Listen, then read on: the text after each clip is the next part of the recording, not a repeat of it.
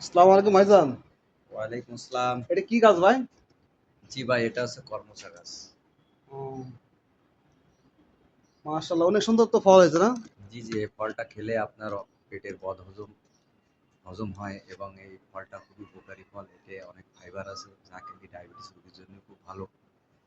তো এই ফলটা গ্রামে সচরাচর পাওয়া যায় না, কিন্তু মাঝে মাঝে দু একটা বাড়ি পাওয়া যায় এবং খুব ভালো মানে সেটা অনেক সময় সিদ্ধ করে চেরি ফল বানানো হয়। সিদ্ধ করা যায় না?